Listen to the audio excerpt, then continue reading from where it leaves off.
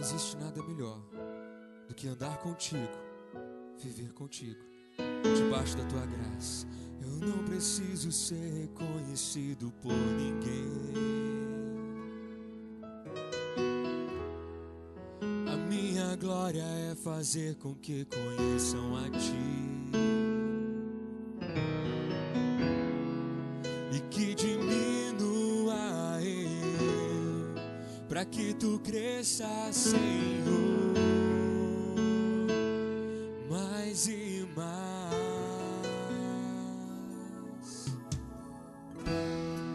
E como serafins que cobre o rosto ante a ti,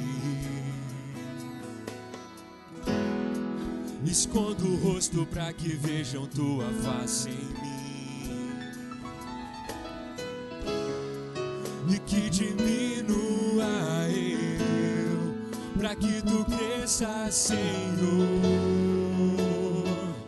mais e mais. No Santo dos Santos a fumaça me esconde, só teus olhos me veem. Debaixo de tuas asas é o meu abrigo, meu lugar secreto. Só tua graça me basta e tua presença meu prazer.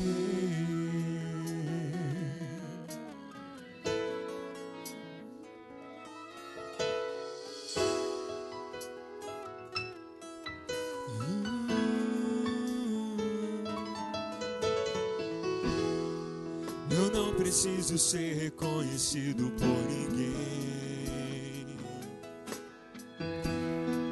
A minha glória é fazer com que conheçam a ti e que diminua eu, para que tu cresças, Senhor, mais e mais. No Santo dos Santos a fumaça me esconde, só teus olhos me veem. Debaixo de tuas asas é o meu abrigo, meu lugar secreto. Só tua graça me basta e tua presença é o meu prazer.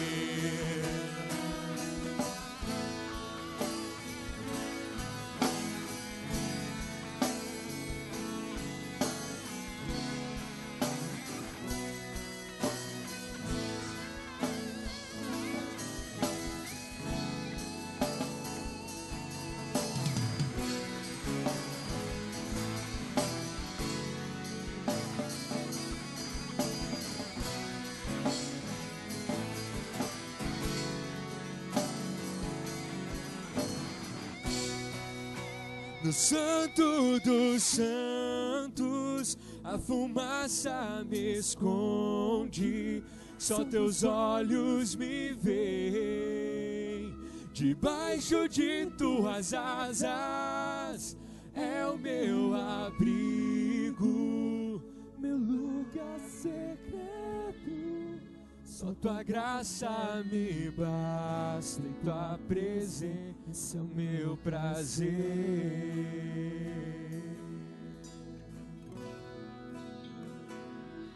Meu prazer. Deus, que essa noite possa marcar a nossa vida, a nossa história, em nome de Cristo Jesus.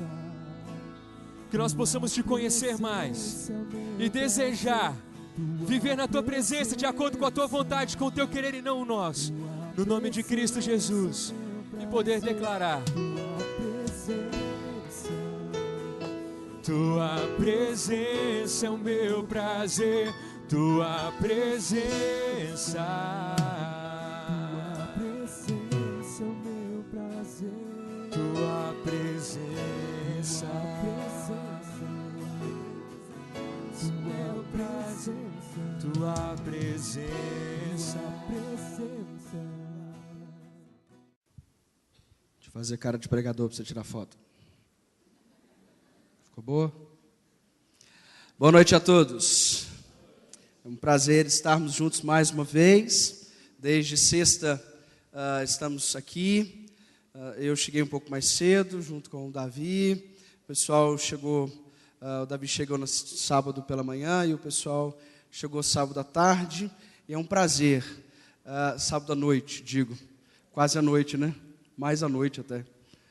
É um prazer estarmos aqui, sermos recebidos por vocês, na casa de vocês. Eu quero agradecer a todos, em especial aos conselheiros, ao Raul e a Kênia, ao Anilton e a Dulce, os irmãos da mocidade e dos adolescentes que nos receberam. E eu, falando o nome deles, eu quero te agradecer pela sua casa aberta, pelo seu coração aberto, pela sua vida aberta e pela receptividade que você teve para conosco.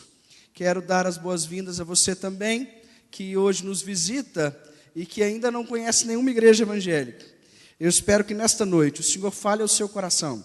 Ontem à noite, nós conversamos muito mais com a juventude do que com a igreja. Hoje pela manhã, conversamos um pouco do que diz respeito ao conhecimento e à vida de Deus na vida da igreja. Mas hoje à noite, eu desejo que Deus fale profundamente com você, que nos visita, que Deus realmente toque no seu coração e que você descubra, de fato, o amor incondicional de Deus para o seu coração e para a sua alma. Para isso, eu quero de fato que você desligue o seu celular, desligue tudo que está fora e que possa de alguma forma te atrapalhar de estar aqui conosco. É um prazer estarmos juntos, junto com a minha família e com esta igreja. Quero também agradecer a vida do pastor Honório, da Jaque, por nos receber tão bem, com tanto carinho, um amigo que a gente já tem há um bom tempo e que, como eu falei para ele ontem, eu quero me aproximar ainda mais para aprender, para crescer e para mutuamente nos pastorearmos para a glória de Jesus. Eu quero começar contando uma história para você. A história que aconteceu lá no Nordeste, do José. Vamos funcionar esse negócio aqui. Está funcionando aí? Pronto, está lá o José. Viu, José? O nome desse moço é José. E ele se apaixonou por uma moça. E desde pequenos, os dois andavam juntos. E ele, desde pequenininho, dizia a ela: vou me casar com você. O nome dela era Gumercinda. O Zezinho e a Gumercinda. Os dois cresceram, a vida os separou, os dividiu. E a Gumercinda seguiu a sua vida e o José seguiu a dele. José é sempre fiel a Deus, mas Gumercinda deixou um pouco a vida levar. E os destroços e as misérias da vida levaram Gumercinda a se tornar garota de programa. Mas um dia, José a reencontra. E a troca de olhares faz voltar aquela paixão da adolescência e da infância. José paquera Gumercinda. Gumercinda se deixa paquerar por José. Os dois começam a trocar olhares, mas aí José descobre que Gumercinda é uma garota de programa. José titubeia e diz: mas será que eu enfrento? Mas dentro dele havia um amor incondicional. E eles se casam. Eles se casam e José era um camarada muito dedicado à luta do seu bairro, da sua cidade. E tinha acontecido uma chacina lá perto. Então ele chama o seu primeiro moço, ele chama o seu primeiro menino de Cabra Sanguinolento. José gostava de nomes diferentes mesmo. E ele disse: vou chamar esse menino de Cabra Sanguinolento. Afinal de contas, meu nome é José, o outro é Gumercinda. Eu espero que não tenha nenhum irmão, tanto quanto na internet, quanto aqui, chamado Gumercinda ou José. Ou se tiver um Cabra Sanguinolento, fica pior ainda, né? Mas o José tinha o conhecimento de uma chacina. E ele queria protestar naquele lugar contra aquela chacina que matara famílias inteiras de um senhor poderoso que tinha, naquele bairro, naquela cidade, tinha de fato destruído famílias inteiras. Mas, como nem toda família é perfeita, quando na verdade todas as famílias são imperfeitas, Gumersinda não era tão boa assim. E ela recaiu. Voltou a fazer programas, teve um amante, e deste amante, Gumersinda teve uma filha. José descobriu. E descobriu que o filho ou a filha que estava no ventre de Gumersinda não era de José. José, então, para protestar, depois de brigar, depois de falar, e depois dos dois discutirem sobre a questão, José ainda amava muito Gumersinda e disse: eu te perdoo, mas eu vou colocar o nome dessa menina de desfavorecida. Aqui nas Minas Gerais, e a minha mãe é descendente de mineiro,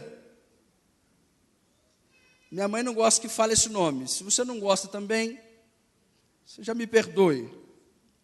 Mas na verdade o nome dela era Desgraçada, o que é palavrão para muita gente, é ou não é? Minha mãe dizia assim: não fala esse nome aqui em casa, menino.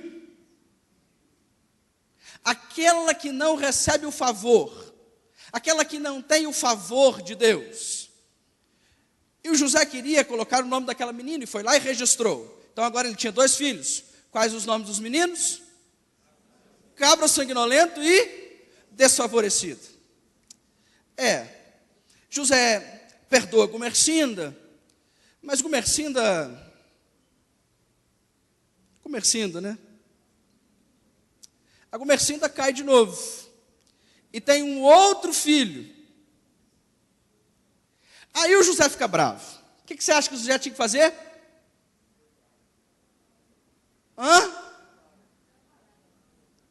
Perdoar, porque não é você, né?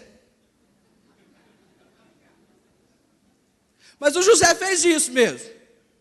Brigou e falou para Gumersinda mais uma vez: Gumersinda, assim não dá, minha filha.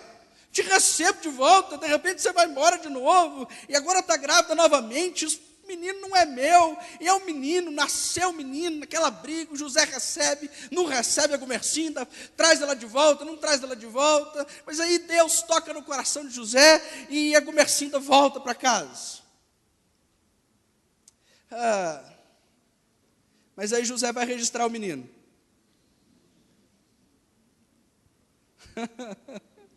Como é que é o primeiro nome? Cabra sanguinolento. Segundo? Como é que você acha que vai ser o terceiro?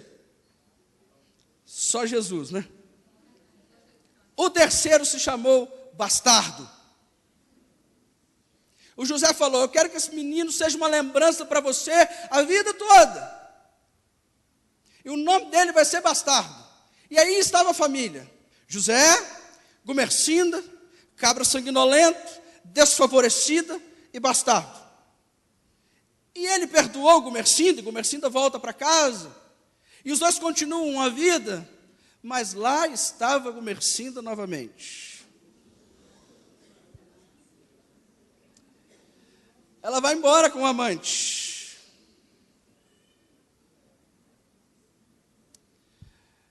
E aí eu pergunto para você de novo, Josés da vida de Uberlândia e de Frutal, o que você faria? Agora ficou mais difícil, né?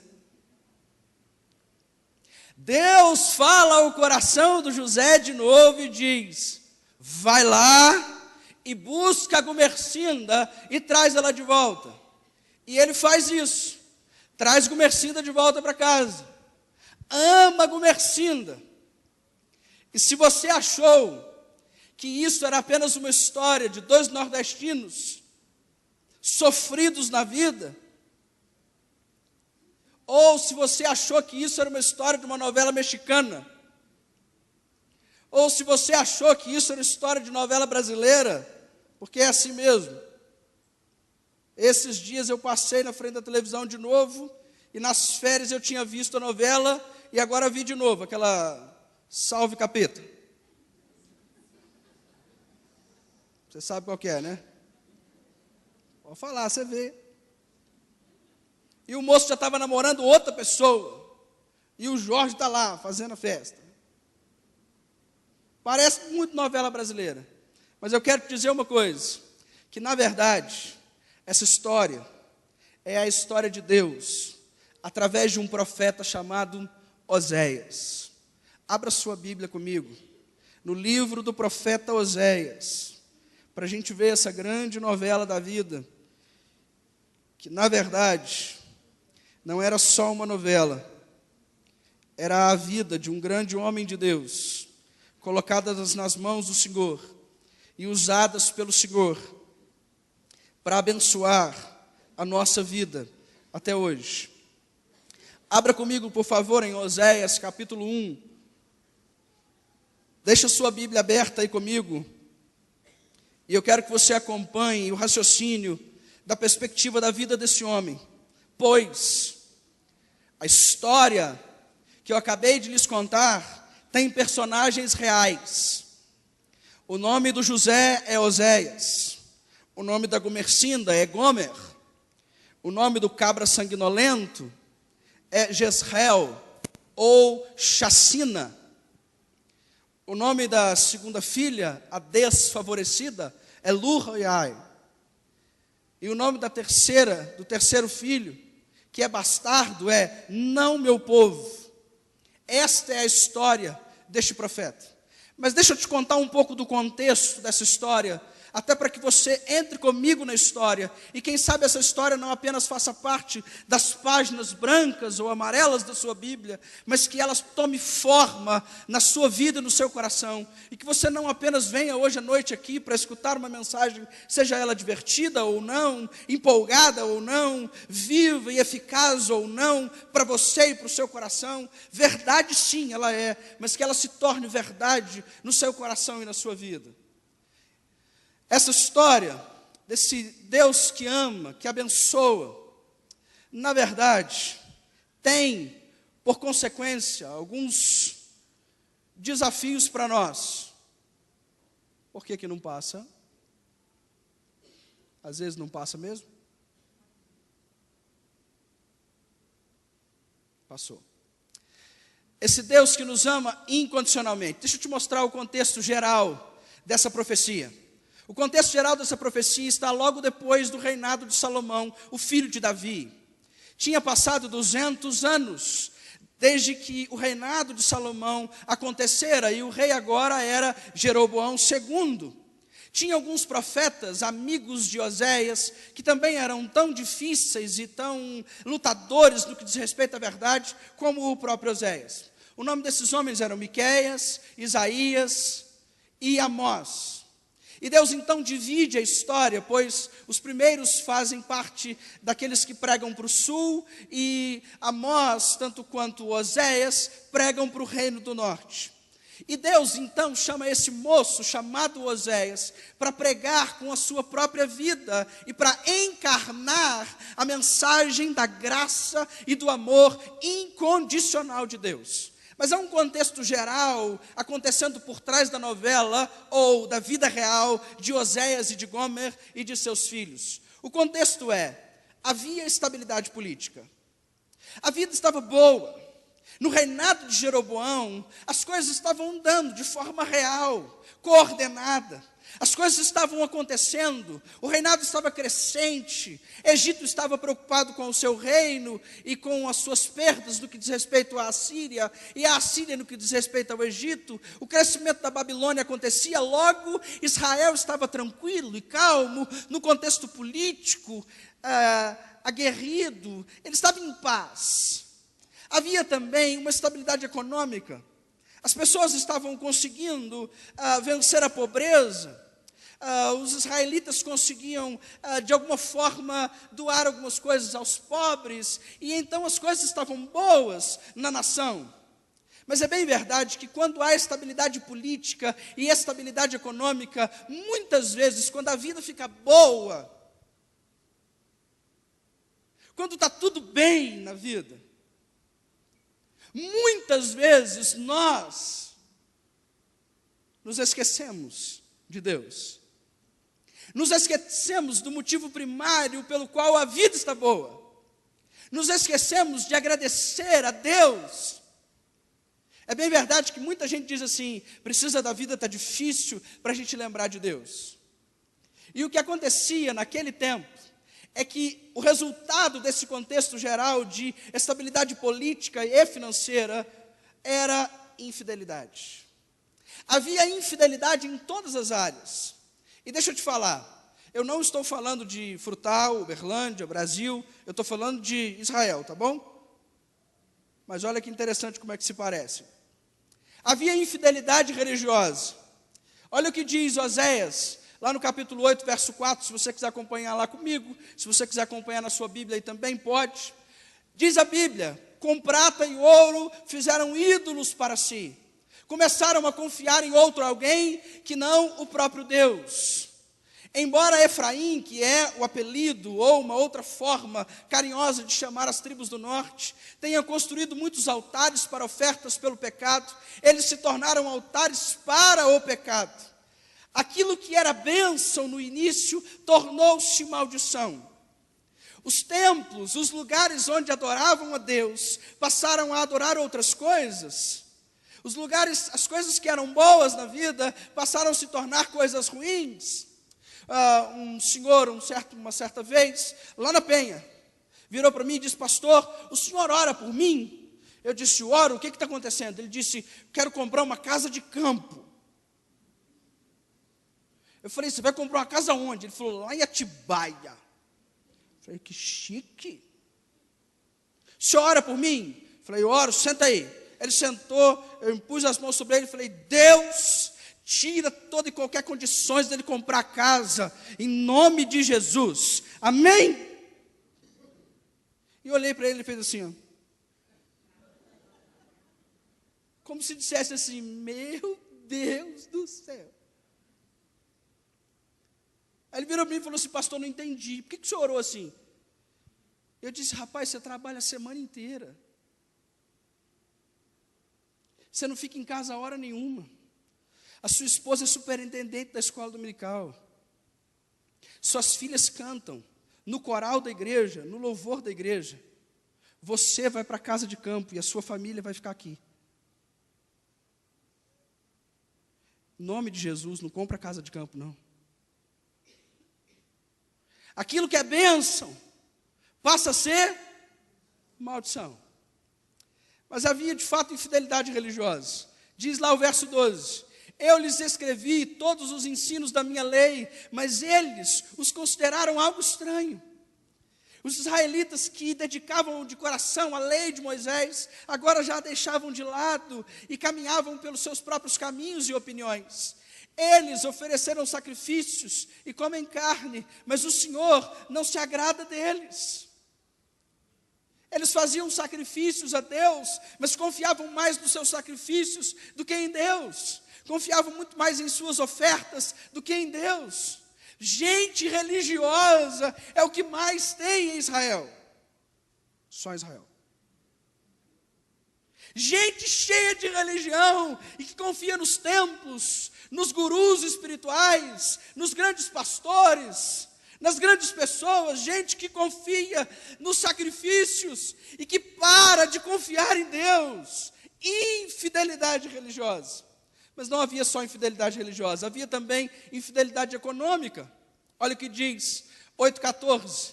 Israel esqueceu o seu Criador e construiu palácios. Judá fortificou muitas cidades. Lembra? Eles estavam estáveis economicamente e se esqueceram de Deus. Começaram a construir grandes casas e grandes palácios. É ruim ter casa grande? É ruim ter boa casa? É? De jeito nenhum, eu também quero uma casa grande, uma casa boa, uma casa com piscina. A gente deitar e ficar lá que nem um sapo velho assim, ó. Bom demais, ué. O problema não está nisso. O problema é quando você pensa só nisso e dedica toda a sua vida a isso e se esquece dos necessitados, dos miseráveis, dos pobres, de Deus, da igreja, da fidelidade, da generosidade, e pensa muito mais em você ou em mim, mas isso é coisa de Israel. Vamos voltar para lá. como os descendentes de Canaã, comerciantes que usam balanças desonestas e gostam muito de extorquir. Economicamente eles estavam estáveis, mas muitos deles estavam estáveis, porque na verdade eram desonestos. Coisa de Israel. Efraim orgulha-se e exclama: como fiquei rico e abastado, em todos os trabalhos que realizei não encontrarão em mim nenhum crime ou pecado. Insensibilidade total. Vamos continuar. Havia também infidelidade na perspectiva política. Esse não tem no Brasil, não tem. Eles instituíram reis sem o meu consentimento. Escolheram líderes sem a minha aprovação. Efraim é como uma pomba facilmente enganada e sem entendimento. Ora apela para o Egito, ora volta-se para a Síria, confiando mais em homens e no governo do que em Deus. Enquanto o sul, através da profecia de Isaías, Ezequias volta-se para Deus, o norte se volta para os seus próprios pactos com o Egito, com a Síria, e deixa de confiar em Deus. Assim como os assaltantes ficam de emboscada à espera de um homem, assim fazem também os bandos de sacerdotes. Eles assassinam e cometem outros crimes vergonhosos. Isso é coisa de Israel. Mas acontecia na época de Oséias. A infidelidade persistia na perspectiva moral. Sacrificam no alto dos montes e queimam incenso nas colinas.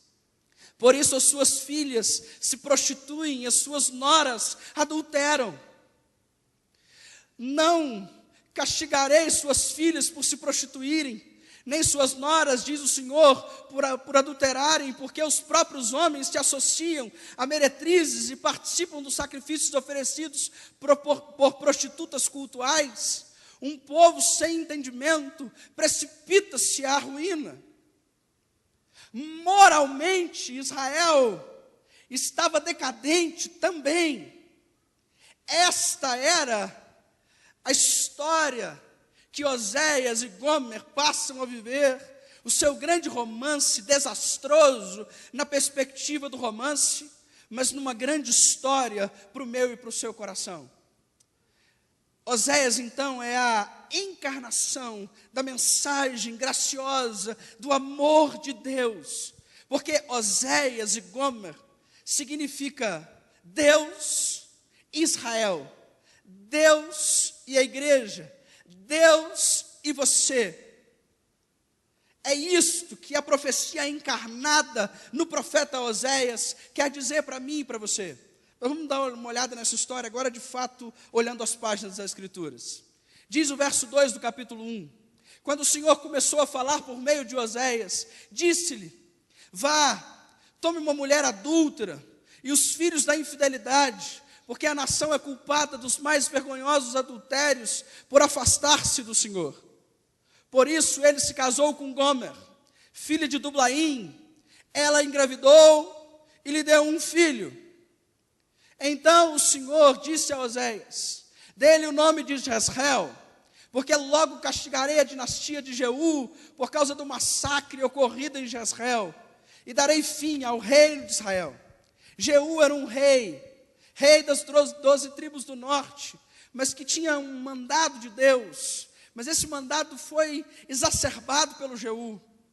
Na verdade, ele deveria apenas acabar com os idólatras e com os maus, mas Jeú não fez isso. Ele destruiu toda e qualquer dinastia, foi lá e matou o rei de Judá, matou toda e qualquer família que pudesse, de alguma forma, ameaçar o seu reinado. Jeú fez um massacre, de fato, em Israel. Por isso, Oséias coloca o nome do seu filho, do jeito que colocou, Jezreel, massacre, para que todo mundo olhasse para a criança e sabesse, ela é filha do profeta Oséias, e o nome dessa criança é massacre, e todos iriam se lembrar. Deus não concordou com o massacre de Jeú. Mas a história continua. Gomer engravidou novamente E presta atenção, a história é clara em nos dizer que o primeiro filho é de Oséias, mas o segundo, muitos teólogos, e eu concordo com eles, consideram que esse segundo filho não é de Oséias, pois a Bíblia não dá claridade disso. E diz assim: Gomer engravidou novamente e deu à luz a uma filha. Então o Senhor disse a Oséias: dê-lhe o nome de Lo-ruhama, pois não mais mostrarei amor para com a nação de Israel, não a ponto de perdoá-la. O nome dessa moça vai se chamar Desfavorecida. Se você tem a versão revista e corrigida, ela traduz exatamente deste jeito. A menina iria se chamar a Desfavorecida. Mas a história continua. Depois de desmamar Lo-ruhama, Gomer teve outro filho. Então o Senhor disse: dê-lhe o nome de Lo-ammi, pois vocês não são o meu povo, e eu não sou o seu Deus. Aquilo que Deus tinha dito a eles, quando chamou um povo para si, e disse: Moisés, este agora passa a ser o meu povo, vocês são os meus filhos. Agora Deus vira para Oséias e diz: pode chamar o nome do seu terceiro filho, com Gomer, de um adúltero, não é o meu povo. A vida de Oséias era uma personificação daquilo que Deus queria dizer ao povo. E eu acredito, e eu espero que você acredite também, que na verdade a vida de Oséias é uma personificação do amor de Deus por mim e por você. A história continua nos mostrando que de fato nós somos muito parecidos com a Gomer. Talvez você tenha sorrido no início da mensagem, e talvez você até tenha dito: nossa, como essa Gomercinda é da pá virada. Como essa Gomercinda, como o povo de Frutal gosta de dizer, é custosa. Como essa moça, de repente, sai do caminho. Mas deixa eu te dizer uma coisa. Nós somos assim. Quantas vezes eu e você somos a Gomer? Somos aqueles que Deus ama pela primeira vez e chama de amada. E Deus diz: vem, eu amo você. E nós vamos. E nós somos tomados pelo amor do Pai. E somos amados por Deus como igreja, como amada, como noiva. Mas vez por outra nos deixamos levar por nós mesmos e pelas nossas opiniões, pelos nossos sonhos, pelo mundo, pela carne, pelo diabo, e traímos a Deus, e nos distanciamos de Deus, e nos prostituímos com os nossos próprios ídolos, que pode ser o nosso ventre, pode ser o nosso dinheiro, pode ser as coisas que estão ao nosso redor, pode até ser a nossa família, pode ser o nosso trabalho. Talvez você seja um workaholic, um viciado em trabalho. O fato é que nós somos muito parecidos com a Gomercinda e muito parecidos com Gomer. O fato é que se você entrou aqui hoje e disse: Deus não pode me receber, eu estou vindo aqui porque alguém me chamou, mas Deus não vai me amar. Eu quero dizer para você que Deus de fato tem um amor incondicional para você. Olha esse texto que interessante. Oséias capítulo 3, verso 1 a 3.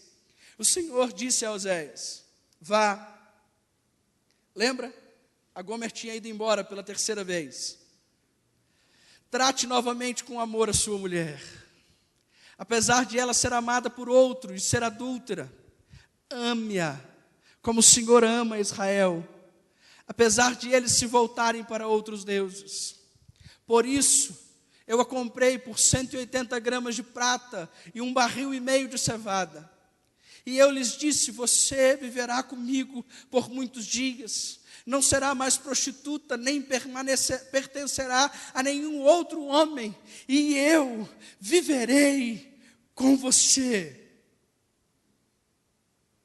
Deus, através de Oséias, tem uma mensagem para você e para mim. Sabe qual é?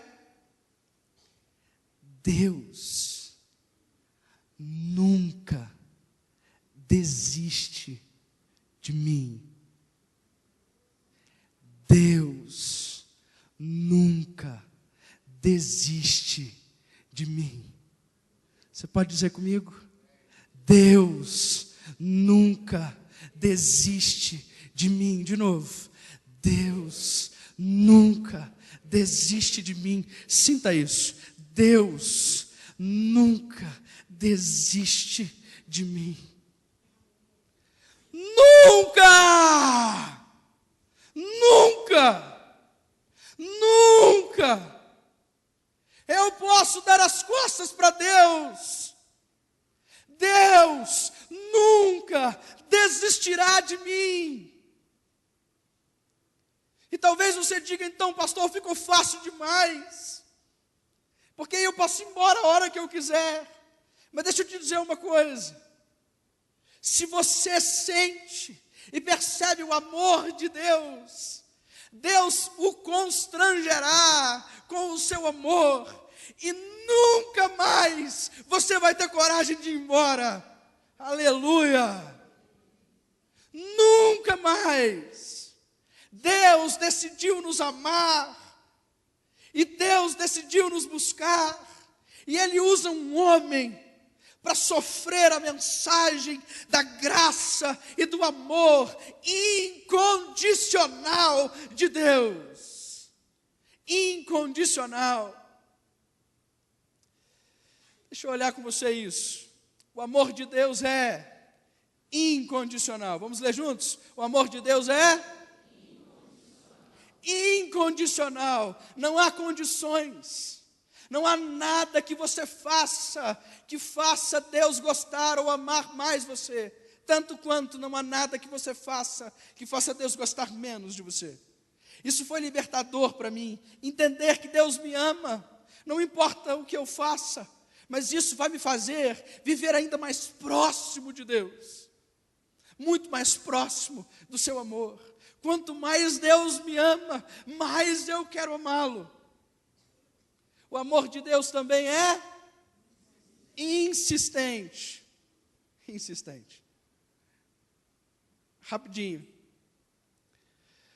Quantas vezes você já tentou com a sua esposa, amado? Não conta não. Se você contar, de repente você faz assim. E ela está do teu lado, percebe que você perdeu a conta, pronto, já era. Quantas vezes a dona Juliana já deve ter insistido comigo? Porque um dia eu já disse, e eu não tenho vergonha de falar isso, e eu gosto de falar até para você saber que pastor também é ser humano. Um dia eu também disse, vou embora. E bravo falei para ela, vou vender picolé em Guarapari. Mas não quero mais. E ela insistiu comigo. Até um dia que eu descobri que na lista dos relacionamentos e do casamento, divórcio não existe. Ou se ela existe, ela está na página de trás. Insistência. Quantas vezes você já insistiu, querido, com o seu casamento, com a sua família? Quantas vezes, meu querido, que me assiste em casa, quantas vezes você já insistiu? Quantas vezes você já insistiu com os seus filhos? Quantas vezes? Quantas vezes Deus insistiu com você? O amor de Deus é prático. Deus não fica dizendo eu amo você e as coisas não acontecem. Deus, através da vida de Oséias, revela-se como aquele que ama de forma prática e real. Mas o amor de Deus é gracioso, imerecido. Eu e você não merecemos, assim como Gomer não merecia o amor de Oséias, assim como Gumercinda não merecia o amor de José, nós não merecemos o extraordinário amor de Deus. Se você está aqui hoje e diz, mas eu não mereço, pastor, eu não mereço Deus me amar, eu não mereço Deus enviar Jesus para morrer em meu lugar, meu irmão, este é o melhor sentimento que você poderia ter no que diz respeito a Deus. Porque quando você achar que você merece alguma coisa, está começando a ficar errado. E eu quero terminar te dando algumas reflexões para você levar para casa, e quem sabe para você praticar essa semana. Afinal de contas, eu não quero apenas que você saiba que Deus ama muito você, que desesperadamente, loucamente, Deus ama você, assim como Oséias amava a Gomer. Mas eu quero que você transborde isso durante essa semana. Por isso, leia lá comigo. Vamos ler juntos? Reconheça sua infidelidade diante do amor sem medidas de Deus. Reconheça. Reconheça que você é muitas vezes, e eu sou muitas vezes como Gomer. Nós damos as costas para Deus, e Deus continua a nos amar. E nós nos voltamos aos nossos desejos e aos nossos próprios sonhos. Segunda, vamos ler juntos? Reaja à graça divina, amando ao seu próximo. Assim como Deus convidou a Oséias a amar a Gomer, eu acredito que Deus hoje à noite está convidando você para amar alguém. Incondicionalmente. Insistentemente. Praticamente. Graciosamente. Quem você precisa amar? Eu queria que você completasse lá. Vá. Trate novamente com amor incondicional. Apesar de quem a pessoa é, ame como o Senhor ama você. Ame incondicionalmente. Ame pessoas. Não ame pelo que as pessoas fazem por você, mas ame do jeito que Deus amou você, incondicionalmente. Eu quero orar por você e por sua família nessa hora. Nós estamos num culto de domingo à noite. E eu tenho certeza que você hoje à noite ou precisa experimentar desse amor incondicional de Deus, ou precisa dar esse amor incondicional a alguém.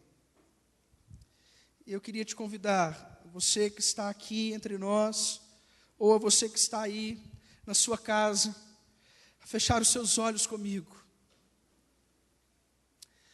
E a primeiro, receber esse amor de Deus.